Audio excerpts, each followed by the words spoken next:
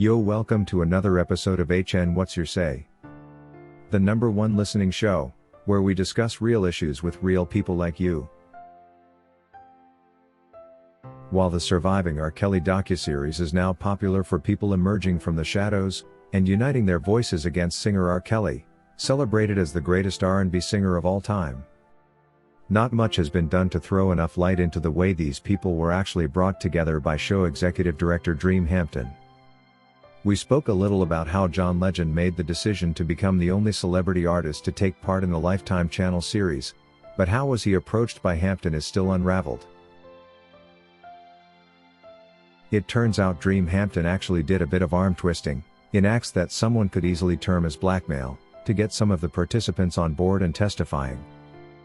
An example is Stephanie Edwards, better known by her stage name Sparkles.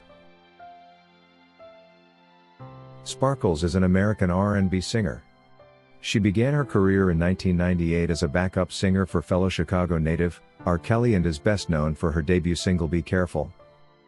According to Sparkles, R. Kelly's conviction was a long time coming. In her own words, Sparkles said, "I didn't think I would be emotional, but I am. It's just been a long time for me dealing with this.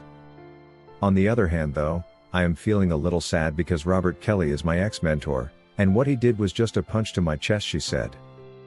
"I am also relieved that they got it right this time. No one believed me at the first trial," she lamented. "And I hope all the affected boys and girls are now relieved in some way, finally getting some justice, though we still have to await the appeal hearing," she continued. Sparkles had to testify against R. Kelly back in 2003 after she learned that the girl in the tape with Kelly was her little niece.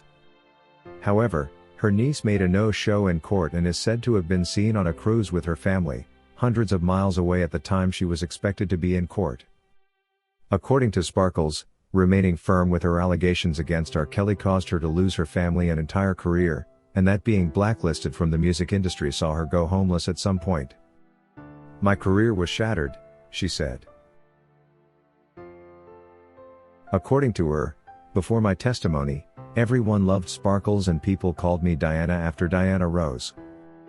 However, on learning I wasn't on Robert's side, they all disappeared into thin air. Robert was so powerful in the industry and they didn't care what he was doing for 18 years," she narrates.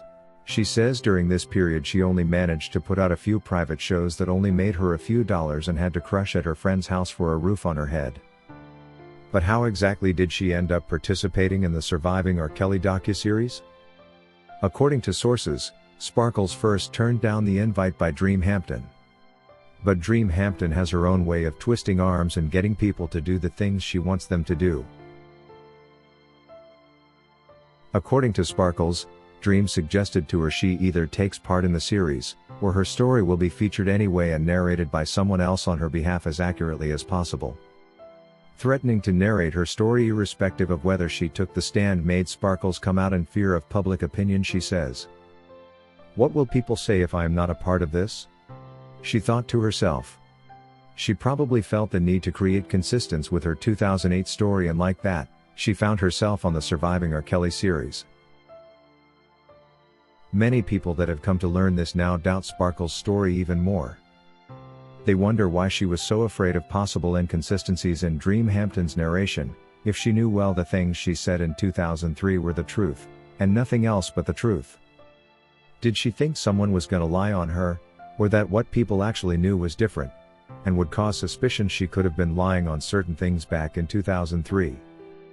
As for Hampton's unprecedented methods of getting people to take the stand, people are now doubting whether anyone voluntarily gave their testimony, or whether all participants were actually lured to this show, that led to R. Kelly's downfall.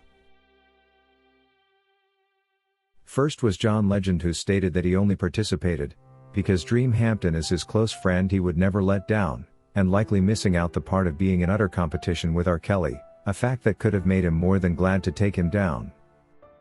And now for Sparkles, who says was threatened.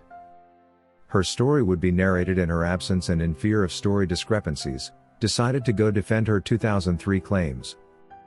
Well, we can only put the facts out there and leave the listeners to make their own judgments. According to Winan, So many stories are coming up about Dream Hampton, how and why she filmed the docuseries Surviving R. Kelly, and this is likely to change people's perception of it. The exact reasons why she took on this project is still unknown, but basing on HN's 3 previous episodes about this topic, I get the feeling she may have had her personal interests as well. Fact being, she was close friends with some of R. Kelly's competition and haters such as John Legend and Jay-Z respectively. It's possible that the popular Lifetime show is comparable to the East Coast versus West Coast gang fights that saw Tupac leave us. We very much want to believe that her intentions were good, but all signals are pointing at one thing: malice. I hope this is not true, as I had so much respect for Dream Hampton. Respect I would not want to be compromised.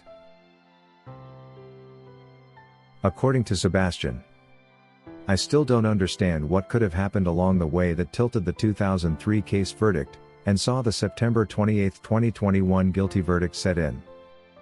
Could it be a reflection of jury incompetence?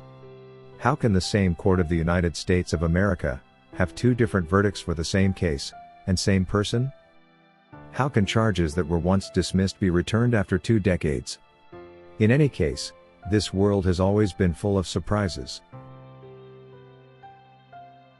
Dream Hampton, with her incredible film, Surviving R. Kelly, needs to speak out and clarify on some of these issues. Otherwise, the show can only be rated along its credibility, and the serious nature of the cause. If it's true some people like Legend gave testimonies on basis of friendship, this could be evidence of conflicting interests that could ruin the credibility of her works. And thanks HN Media for always giving us another view of things. According to Reagan, Sparkles should not blame her failures in the music business on R. Kelly. If R. Kelly continued to produce hits even after the 2003 case, why couldn't she do the same? I would love to listen to some hits she made that did not sail because of public prejudice, like she says. In the music industry, a hit is a hit. It doesn't matter whether it's sung by Kelly or Sparkles, it sails by default.